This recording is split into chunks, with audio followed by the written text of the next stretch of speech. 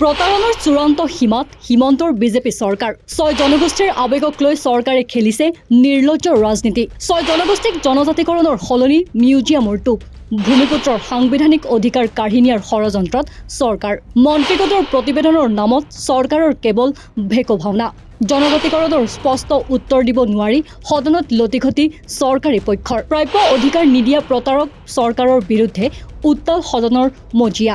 ৰাজ্যৰ 6 জনগোষ্ঠীক লৈ দীৰ্ঘদিনে হেতালি খেলি অহা মুখ্যমন্ত্ৰী ডক্টৰ হিমন্ত বিশ্ব শৰ্মাৰ নেতৃত্বাধীন বিজেপি চৰকাৰৰ প্ৰকৃত স্বৰূপ বিধানসভাৰ মজিয়াত পুনৰবাৰ উদং হৈ পৰিছে।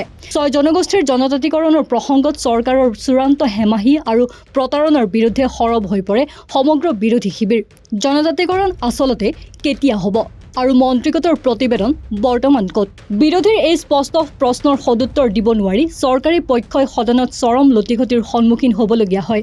চৰকাৰৰ এনে চৰম প্ৰতাৰণামূলক মনোভাৱৰ তীব্ৰ বিৰোধিতা কৰি অৱশেষত কংগ্ৰেছ আৰু ৰাইজৰ দলৰ বিধায়কসকলে সদন ত্যাগ কৰে।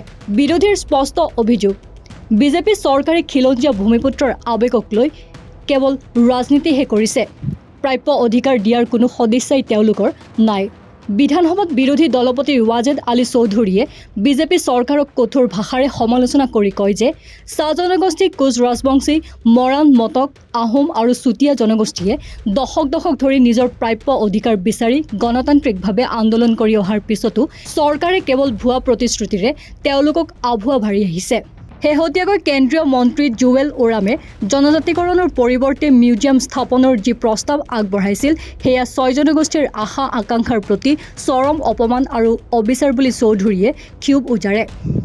তেওঁ স্পষ্ট কৰি দিয়ে যে এটা মিউজিয়াম কেতিয়াও সাংবিধানিক স্বীকৃতি আৰু সামাজিক ন্যায়ৰ বিকল্প হ'ব নোৱাৰে। এই সন্দৰ্ভত বিভাগীয় মন্ত্ৰী ডক্টৰ ৰণোজ পেগুৱে নিজৰ চৰকাৰৰ ব্যৰ্থতা লুকুৱাবলৈ গৈ এক দায়সৰা মন্তব্য কৰে। তেওঁ কয় যে মৰাণ আৰু মটক জনগোষ্ঠীৰ নৃতাত্ত্বিক বৰ্ণনাত্মক কথাত কিছু সংশোধনী অহাৰ বাবে মন্ত্ৰীগোটৰ প্ৰতিবেদন দিল্লীলৈ পঠোৱাত পলম হ'ল আৰু বৰ্তমান মুখ্যমন্ত্ৰীয়ে এই সংশোধনীত অনুমোদন জনোৱাৰ পিছতহে সেয়া কেন্দ্ৰলৈ প্ৰেৰণ কৰা হ'ব। লগতে তেওঁ জুৱেল ওৰামৰ মন্তব্যৰো প্ৰতিৰক্ষা দিবলৈ চেষ্টা কৰি কয় যে কেন্দ্ৰীয় মন্ত্ৰীগৰাকীয়ে জনজাতিকৰণ নাকচ কৰা নাই। মন্ত্ৰী ৰণোজ পেগুৰ এই যুক্তিত জাঙুৰ খাই উঠে ৰাইজৰ দলৰ বিধায়ক অখিল গগৈ। চৰকাৰৰ অকৰ্মণ্যতাক কঠোৰ ভাষাৰে আক্ৰমণ কৰি গগৈয়ে প্ৰশ্ন কৰে, 11 বছৰ পাৰ হৈ গ'ল, প্ৰধানমন্ত্ৰীয়ে বঙাইগাঁৱত দিয়া 6 প্ৰতিশ্ৰুতিৰ কি হ'ল? মন্ত্ৰীগোটৰ প্ৰতিবেদন টোপোলা বান্ধি থৈ দিছে নেকি? 2019 চনতে লোকসভা আৰু ৰাজ্যসভাত বিধেয়ক উত্থাপন কৰাৰ পিছতো পুনৰ মন্ত্ৰীগোটৰ প্ৰতিবেদনৰ নামত চৰকাৰে কিয় ভেকো ভাওনা কৰিছে বুলি তেওঁ তীব্ৰ ক্ষোভ প্ৰকাশ কৰে। অধ্যক্ষ ৰঞ্জিত কুমাৰ দাসৰ বাধা নিষেধকো নেওচি খিলঞ্জীয়াৰ অধিকাৰৰ হকে মাত মাতি অখিল গগৈয়ে সতীৰ্থ বিধায়কসকলৰ সৈতে অধ্যক্ষৰ মেজৰ ওচৰলৈ গৈ প্ৰতিবাদী শ্লোগান দিয়ে।